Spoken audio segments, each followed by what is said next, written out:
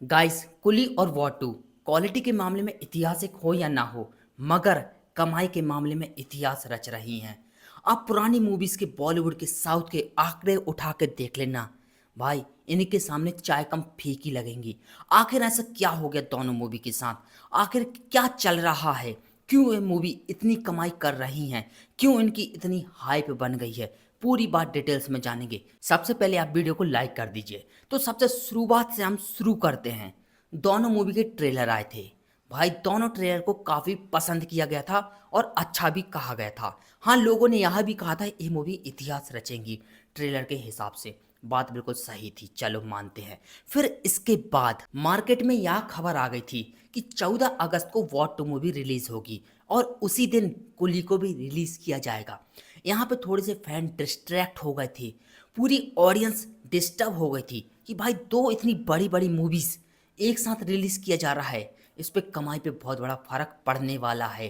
क्योंकि भाई audience but जाएगी तो कमाई कैसे होगी? स्क्रीन बट जाएंगी, टोटल स्क्रीन नहीं पा पाएंगी, दोनों मूवी इक्वली चलेंगी तो कमाई का जरिया भी रुक जाएगा।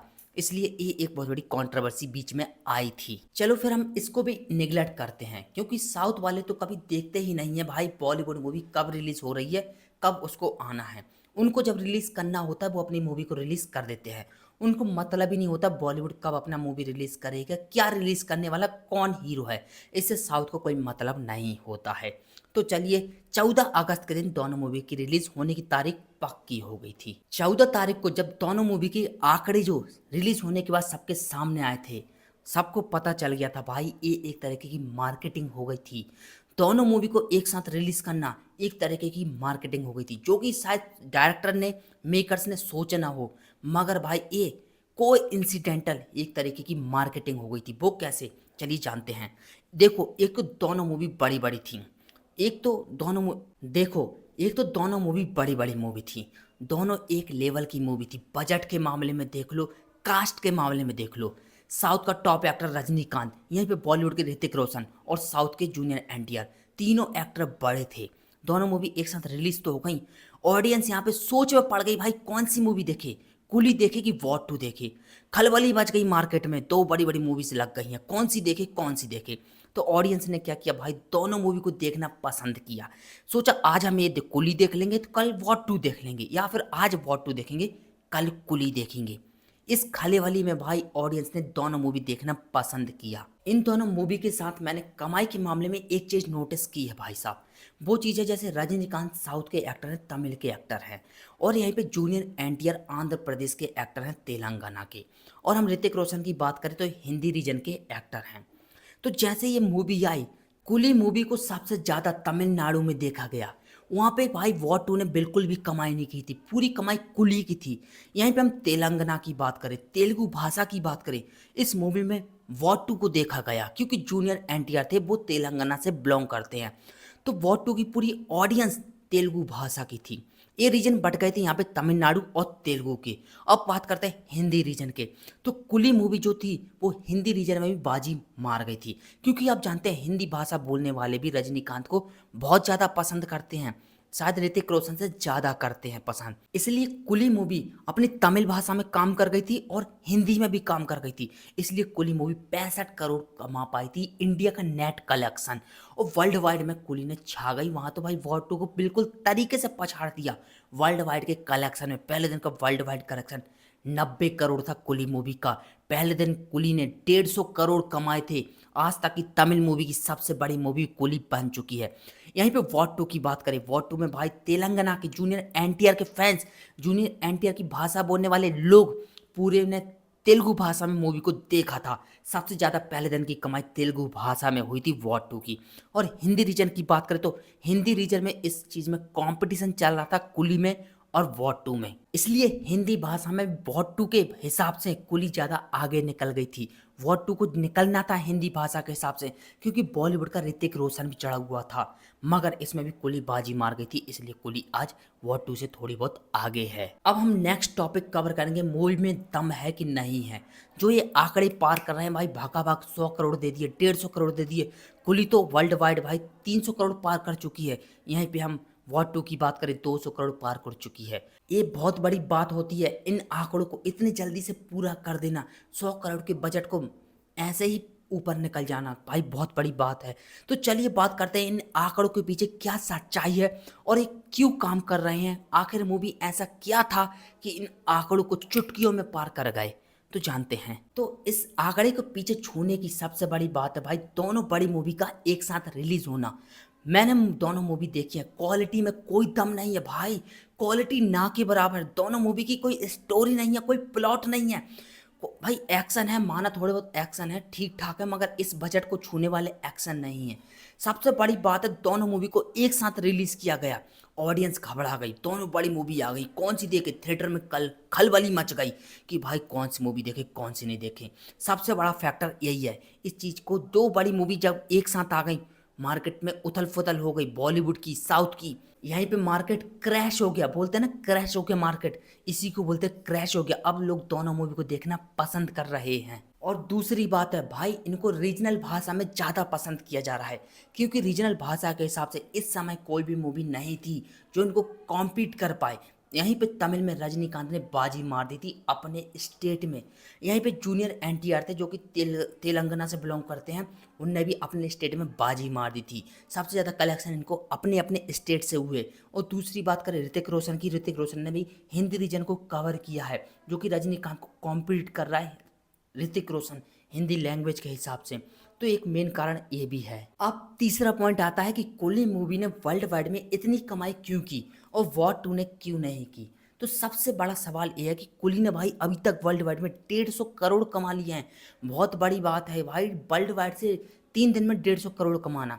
तो आखिरकार कुली के साथ ऐसा क्या हुआ जो उसने वर्ल्ड वाइड में इतने पैसे कमा लिए। तो सबसे पहले मैं आपको बात एक क्लियर कर दूं कि वर्ल्ड वाइड में रजनीकांत की बहुत बड़ी फैन फॉलोइंग है। साउथ के बहुत से लोग वर्ल्ड में रहते हैं, ज़्यादातर हमारे इंडिया से बाहर साउथ के लोग रहते हैं।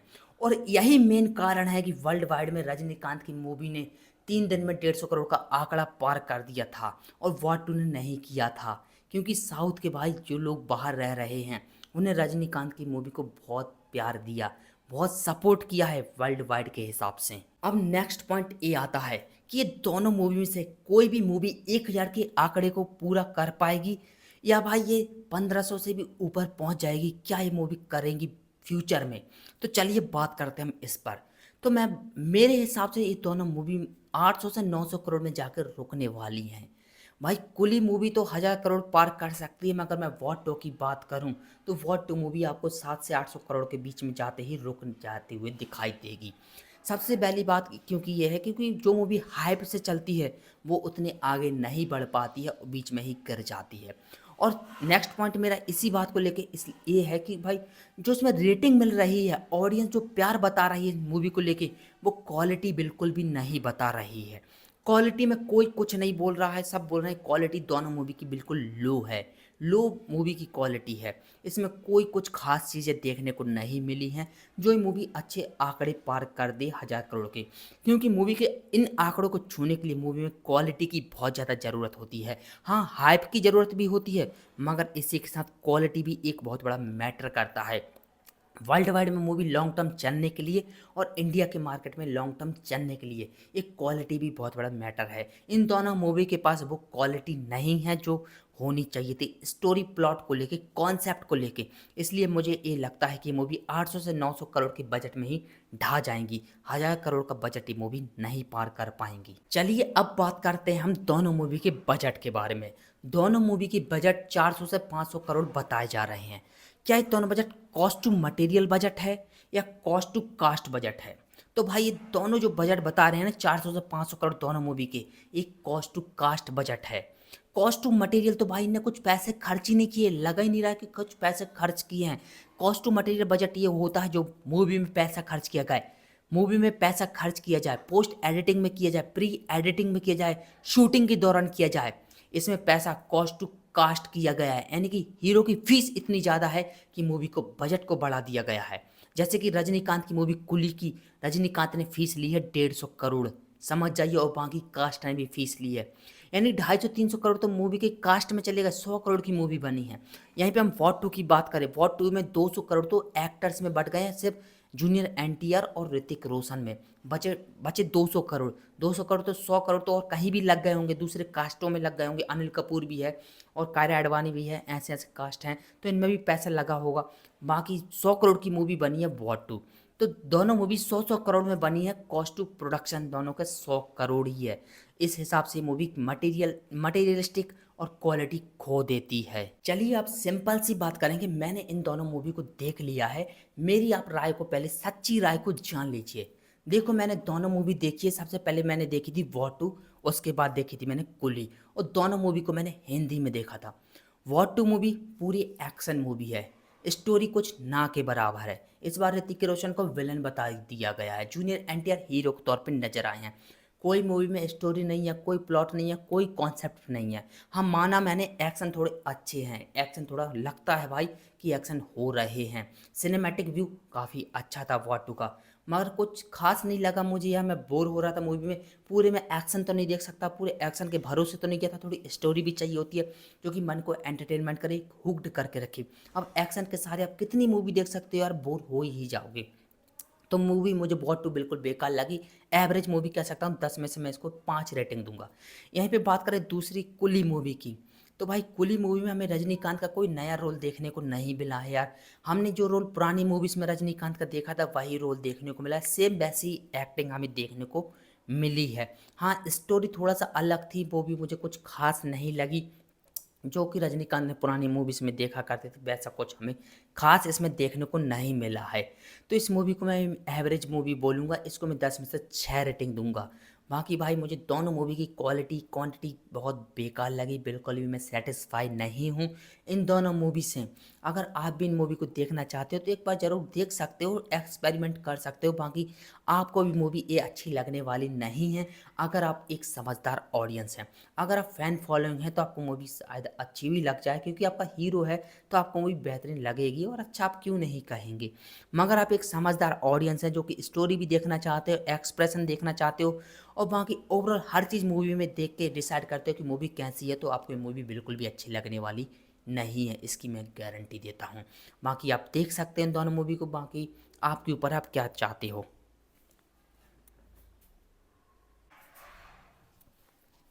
चलिए अब थोड़ा परफॉर्मेंस की बात कर लेते हैं कि रजनीकांत की कैसी परफॉर्मेंस थी, जूनियर एनटीआर की कैसी परफॉर्मेंस थी, और ऋतिक रोशन की कैसी परफॉर्मेंस थी। तो कुली मूवी में रजनीकांत की परफॉर्मेंस वही एवरेज परफॉर्मेंस लगी, पूरी मूवी में एवरेज परफॉर्मेंस लगी, सिमिलर परफॉर्मेंस लगी है। और यहीं पे जूनियर एनटीआर की परफॉर्मेंस, साउथ से जूनियर एनटीआर तेलंगाना से भाई, उनकी परफॉर्मेंस भी हम मुझे कुछ ऐसी खास नहीं लगी जो पुराने मूवीज आपने देख रखी होगी, जैसे कि अभी आई थी RRR, वैसे ही परफॉर्मेंस इसमें जूनियर एनटीआर ने निभाई है। यहीं पर ऋतिक रोशन ने भी कुछ खास रोल नहीं निभाया है, सब वही पुरानी बकैती झाड़ी है, सब कुछ वही पुराना है। ये भी परफॉर्मेंस के मामले में वीक रह गए हैं। परफॉर्मेंस ओवरऑल कैरेक्टर की मुझे दोनों मूवी में कुछ भी खास नहीं लगी है, सब एवरेज ही रही है।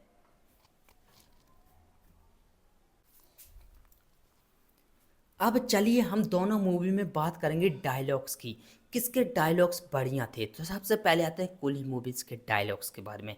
तो आपने रजनीकांत के जो डायलॉग्स पुरानी मूवी में सुन रखे होंगे, जो बोलते हैं वही एक डायलॉग होता है। तो सबसे बड़ी बात तो रजनीकांत की ये है, जो बोलते हैं वही डायलॉग होता है। तो डायलॉग कोई नए आपको देखने को नहीं मिलेंगे, रजनीकांत के डायलॉग्स इसमें 0% है। बस जो बोल रहे हैं आप उन्हीं को डायलॉग समझ लिए, उन्हीं की कुछ इस तरीके से बोला जाता है कि आपको वो डायलॉग लगेंगे, बस इतना ही है रजनीकांत की मूवी में। अब बात करें दूसरी तरफ वॉर टू की मूवी में, तो वॉर टू के डायलॉग्स भाई किस तरीके के हैं। हाँ मूवी में पूरे ज़्यादा 10 से 12 डायलॉग्स होंगे वॉर टू मूवी में। अब वो भी कुछ घिसे पिटे से, कोई मतलब के नहीं है डायलॉग, इस टाइप के डायलॉग्स बोले गए हैं। मुझे तो एक डायलॉग भी पसंद नहीं आया भाई वॉर टू का। बाकी जूनियर एनटीआर और ऋतिक रोशन के बीच में डायलॉग बाजी होती है, वो भी इतनी घटिया है, इतनी बेस्वाद है कि आप सुनना नहीं पसंद करोगे, इतने घटिया डायलॉग्स हैं। हाँ लेकिन एक चीज़ मैं ज़रूर कहूँगा भाई, कुली मूवी को लेकर रजनीकांत की 50th सेलिब्रेशन है, यानी 50वां सेलिब्रेशन है मूवीज़ में। और इस उम्र के साथ जो इन्होंने कुली मूवी में सब कुछ किया है, इसके लिए मैं अप्रिशिएट हूँ भाई, इस चीज़ के लिए जो रजनीकांत ने इतनी उम्र में आके ऐसी मूवी की है, इतनी एनर्जी के साथ ऐसी मूवी की है, इससे मैं एप्रिशिएट हूँ। मानता हूँ भाई रजनीकांत कितनी उम्र हो गई है, आप भी जानते हो कितनी उम्र हो गई है, और ऐसी मूवी बनाना इतनी एनर्जी के साथ ये इम्पॉसिबल जैसे टास्क होता है, मगर इससे मैं बहुत ज़्यादा इंस्पायर हूँ रजनीकांत सर के साथ। तो चलिए इसी के साथ अपनी वीडियो को समाप्त करते हैं, मिलते हैं हमारी नेक्स्ट वीडियो में, जब तक के लिए अलविदा, बाय बाय, टाटा।